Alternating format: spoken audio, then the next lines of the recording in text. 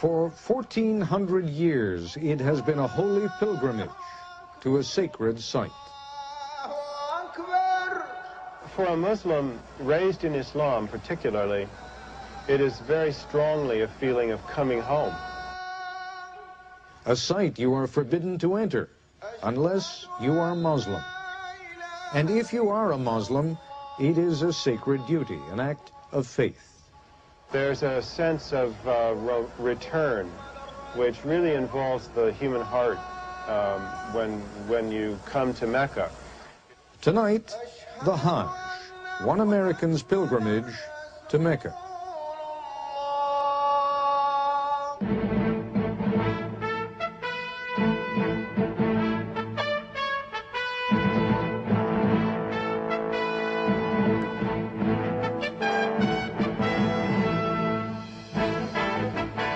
There is a city near the west coast of Saudi Arabia across the Red Sea from Sudan, and the name of that city is Mecca.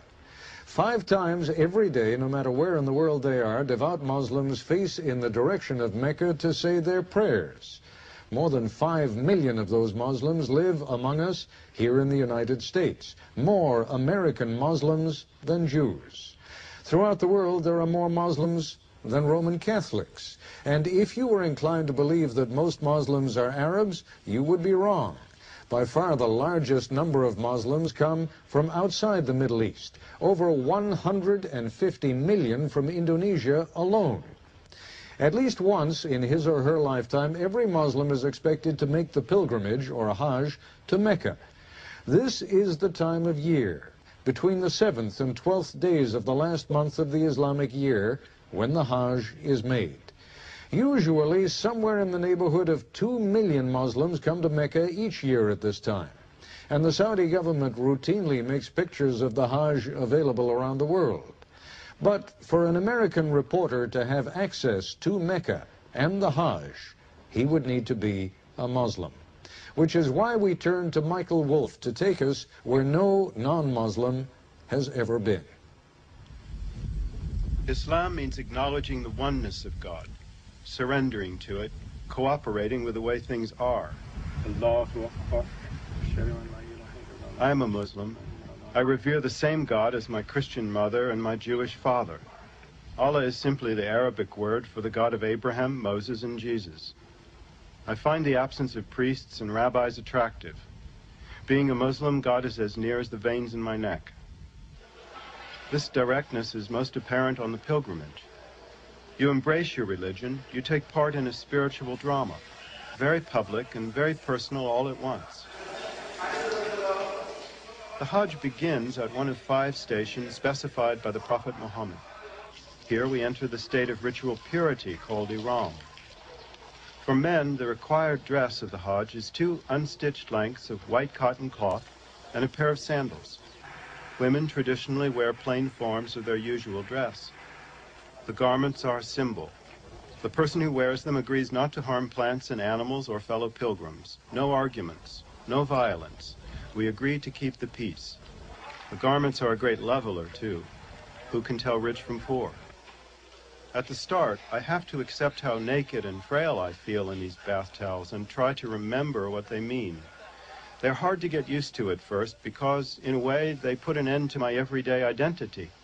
I set aside what I thought made me special, my roots as an American, my work as a writer, my worries, aspirations, all my plans. Here I join people from all over the earth, all these human beings drawn at the same time simply by the call of an idea, by the oneness of God. Pilgrims recite a special set of verses, announcing their readiness to serve God. Here I am, Lord, at your service. Here I am. You have no equal. I am here. Truly, the praise and the favor are yours, and the kingdom. You have no equal. As we all approach Mecca, that long-imagined city, there is a little uncertainty. What will it really be like? Will I perform the Hajj without error? Will it be acceptable to God? To preserve its sanctity and protect pilgrims, the sacred territory around Mecca is forbidden to all but Muslims. It lies hidden in the mountains 50 miles from the Red Sea, a modern city of 1.2 million people. Oh, there's the minaret. As we arrive, the great mosque plays hide and seek with us. Tantalizing glimpses of a minaret and arch come and go in the traffic. This is the center of the Muslim world. There are people from everywhere. I'm from Nigeria, from Islamabad. From Egypt. Indonesia. Morocco. From Palestine. China. Bangladesh. Japan. And the United States. I meet a group of American servicemen, Muslims, many of them veterans of the Gulf War 6 years ago. Here in Mecca, that conflict seems so distant. Islam showed me that all mankind could be together. So when I see another brother, as soon as I meet these brothers on the way, I love them at first for the sake of Allah. This is something that America could learn from this situation, from this religious experience, that all of mankind can get along. We have left daily life behind and come to a place hardly belonging to this world, a place filled by the almost tangible presence of God.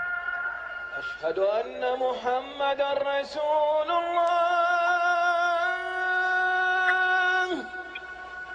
All their lives in mosques around the world, Muslims have formed into straight rows to face the Kaaba. Now, and only in Mecca, these prayer lines become circular.